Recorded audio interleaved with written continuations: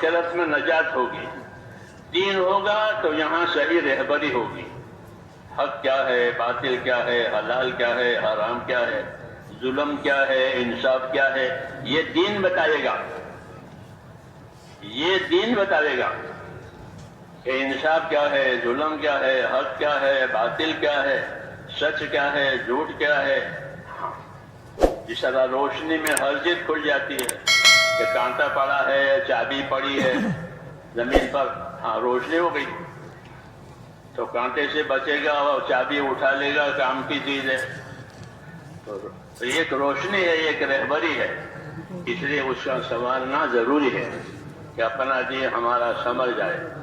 اور دین سنوارنے کا مطلب کہ اندر دلوں میں اللہ تعالیٰ سے صحیح تعلق ہو جائے. ہاں یہ ضروری ہے کہ ہمارا تعلق اللہ تعالیٰ سے صحیح ہو جائے. اللہ سے کیا تعلق کریں گے؟ اس کا تو کوئی رشتہ دار نہیں ہے، اس کے برابر کوئی نہیں ہے. کہ اللہ سے تعلق عبادت اور بندگی کا ہے.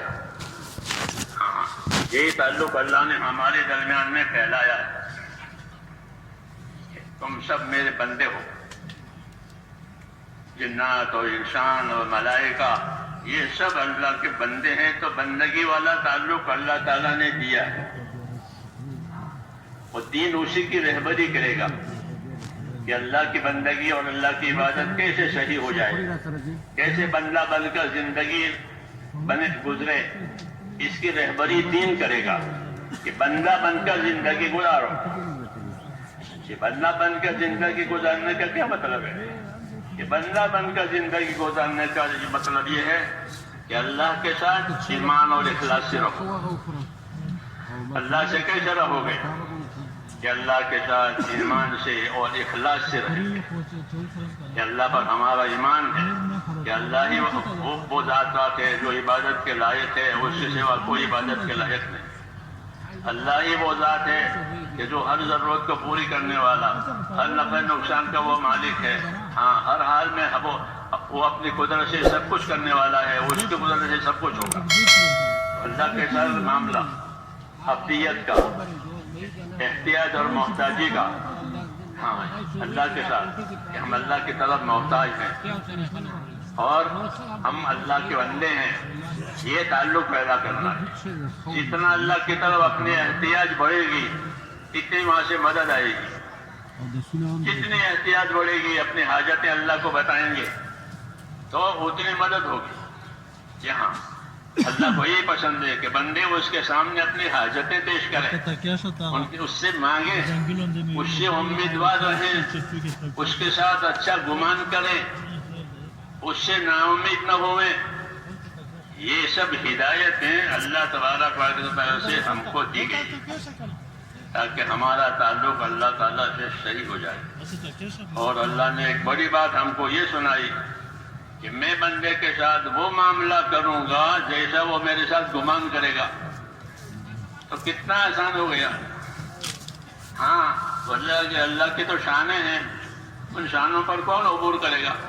تو کہا میرے ساتھ جیسا گمان کرے گا ویسا معاملہ کروں گا. ہاں انا عند ظن عبدی بی، حدیث شریف میں میں بندے کے ساتھ گمان کے مطابق مانگوں. ایسا گمان یہ ہے کہ اللہ میری مدد کرے گا، اللہ میری دعا قبول کرے گا، اللہ میری مشکل آسان کرے گا تو وہ ہوگی.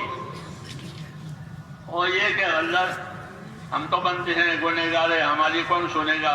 کہ نہ، اسی بات بھی غلط بات ہے. ابشروا واملوا ما یسرکم، ہدایت دی ہے. بشارت لو، خوش رہو اور اللہ سے امیدوار رہو. ایسے امیدوار رہو کہ اللہ تمہیں خوش کر دے گا. اللہ سے امیدوار رہو، اللہ تمہیں خوش کر دے گا. ابشروا واملوا ما یسرکم، جو تمہاری خوشی ہے وہ تمہارے پاس آئے گی، تمہیں خوشی حاصل ہو جائے گی. اللہ سے امیدوار رہو.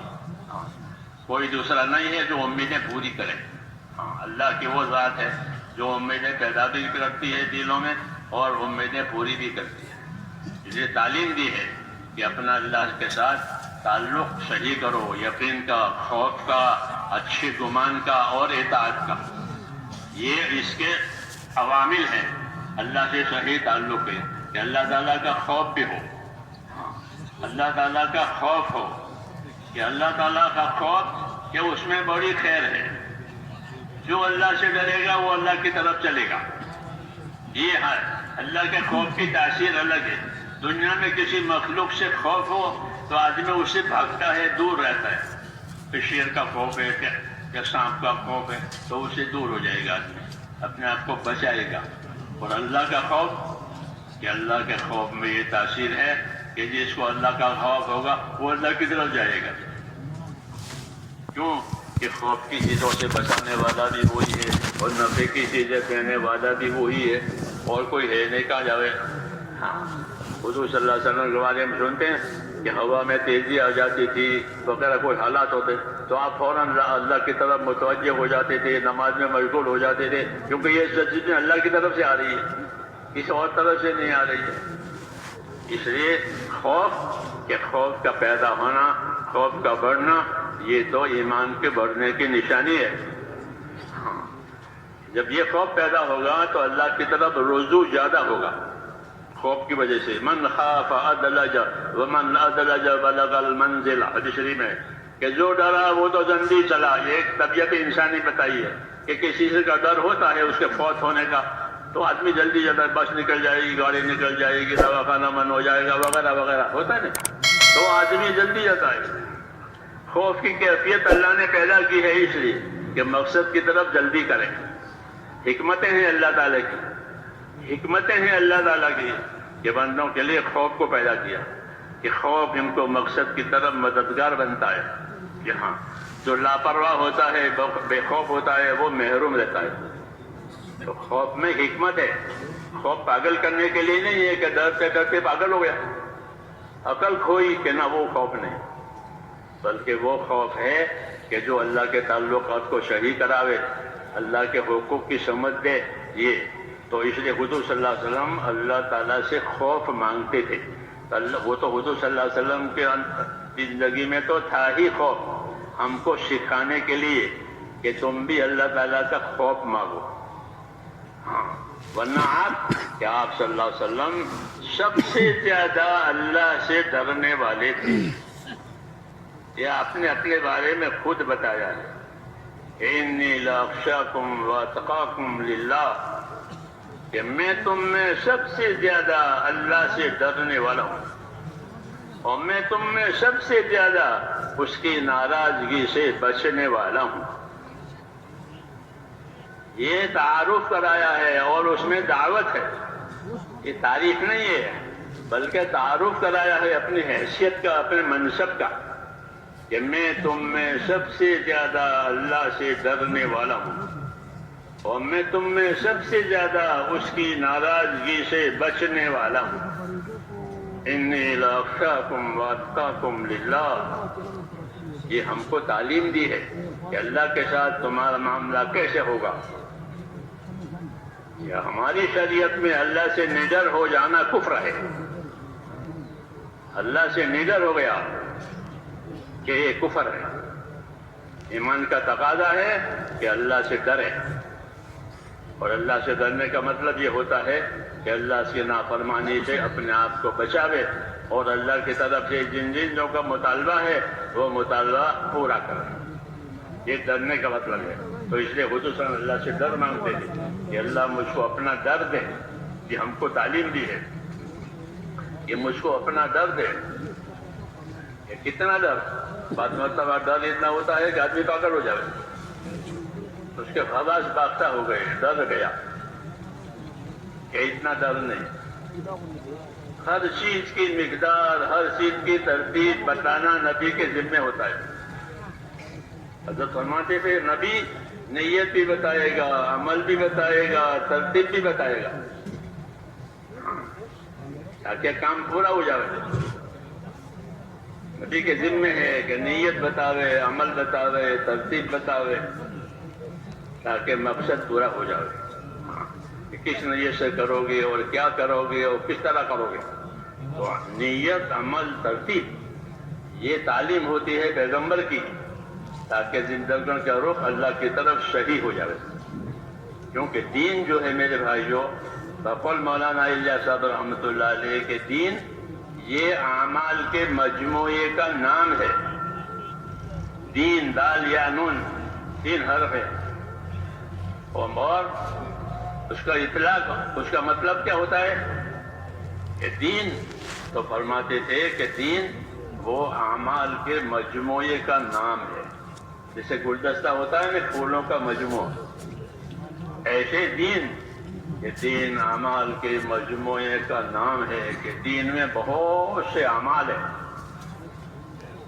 بعض اعمال کا تعلق دل سے، دل کا عمل ہے. دل کا عمل ہے کہ اللہ پر یقین کریں، اس کو ایمان کہتے ہیں، کہ اندر سے اللہ پر یقین کر کے اللہ ایک ہی ہے، وہی عبادت کے لائق ہے، اور اس سے ڈرے اور اس سے امیدوار رہے. یہ دل کا کام ہے، یہ دل کا کام ہے، یہ اندر سے ہوگا. کہ اندر خوف بھی پیدا ہوا، اندر امید بھی پیدا ہوئی، اندر تعلق بھی پیدا ہوا کہ میرا دل میرا پروردگار ہے جس نے مجھ کو پیدا کیا ہے اور اپنی عبادت کے لیے پیدا کیا ہے. یہ اندر دل کا تعلق. اس کے بعد اعضاء اور جوارح کا تعلق، اعضاء اور جوارح کا تعلق. تو اعضاء اور جوارح کے لیے اس کا دین دیا ہے. آنکھوں میں آنکھوں کا دین، کانوں میں کانوں کا دین، ہر چیز کا دین، ہر چیز کا دین ہے. کہ دلوں میں کیا ہوگا کہ دلوں میں ایمان اخلاص ہوگا. حدیثوں میں ہے اللہم طہر قلبی من النفاق، یا اللہ میرے دل کو نفاق سے پاک کر دے. نفاق حضور کے زمانے میں تھا، منافق لوگ تھے، اب کوئی منافق نہیں ہے، یا کافر ہے یا مشرک ہے. پھر دعا کیوں مانگی ہے؟ پھر دعا کیوں مانگی ہے کہ میرے دل میں سے نفاق نکال؟ تو یہاں نفاق سے مراد یہ ہے کہ اخلاص کا نہ ہونا، بناوٹ. یہ بناوٹ میرے دل میں سے نکال دے. اللہم طہر قلبی من النفاق، یا اللہ نفاق میرے دل میں سے نکال دے، بناوٹ نکال دے، حقیقت میرے دل میں پیدا کر دے. اللہم طہر قلبی من النفاق وعملی من الریا، یہ اسی پر قرینہ ہے اس کے اوپر، اور میرے عمل میں سے ریاکاری نکال دے. یہ تعلیم ہے کہ دل میں اخلاص ہوگا، نفاق نہیں ہوگا، عمل میں بھی اخلاص ہوگا، ریاکاری نہیں ہوگی. اللہم طہر قلبی من النفاق وعملی من الریا ولسانی من الکذب، اور میری زبان کو جھوٹ سے بچا لے. کیونکہ یہ سب نفاق کے اعمال ہیں، اندر کچھ باہر کچھ، زبان پر کچھ. جی ہاں، یہ تو اسے پاکی، یہ تعلیم ہے کہ معاملہ اللہ تعالیٰ سے اندر سے باہر سے صاف، کہ اللہ میرے دل کو پاک کر دے نفاق سے. یعنی دل ایسا نہ ہو کہ اس میں اخلاص نہ ہو، بلکہ اللہ کی طرف توجہ ہو، اللہ کی طرف عنابت اور اللہ کی طرف دل کا رخ ہو. جی ہاں، تو کافر منافق کا رخ نہیں ہوتا اللہ کی طرف، وہ بناوٹ کرتے ہیں. اس لیے کہا کہ میرے دل میں سے نفاق نکالے. طاہر قلبی من النفاق وعملی من الریا، اور میرے عمل میں سے دکھاوا نکال دے، کہ میرا عمل لوگوں کو دکھانے کے لیے نہیں ہو یا کسی ظاہری غرض کے لیے نہ ہو، بلکہ میرا عمل اس لیے ہو تاکہ میرا اللہ مجھ سے راضی ہو جائے، اور جو تقاضا میرے اللہ نے مجھے دیا ہے اپنی بندگی عبادت کا، وہ مجھ سے پورا ہو جائے. جی ہاں، وہ تقاضا مجھ سے پورا ہو جائے. اس لیے کہا میرے عمل کو ریا سے، اور میرے دل کو نفاق سے، اور میری آنکھ کو خیانت سے بچا لے، کہ میری نظر میں خیانت نہ ہو. وائے نہیں میرا خیانت، کہاں کہ نظر میں خیانت ہوتی ہے. چور چوری کرنے کے لیے آتا ہے تو سب دیکھتا ہے، اور لوگ بھی دیکھتے ہیں، وہ بھی دیکھتا ہے، لیکن چور کی نگاہ میں اور دوسروں کی نگاہ میں فرق ہے. کہ چور کی نگاہ وہ اپنے تقاضے کے لیے ہوتی ہے کہ کہاں مقام ہے، کون غافل ہے، کون بے، تو اس کا سامان اٹھا لے. یہ دوسروں کی نظر ایسے نہیں ہوتی ہے، وہ اپنے سامان کی حفاظت، اپنے کام کی حفاظت میں، تو اس کی نگاہ الگ، وہ خیانت کی نظر ہے، اس نظر میں خیانت ہے.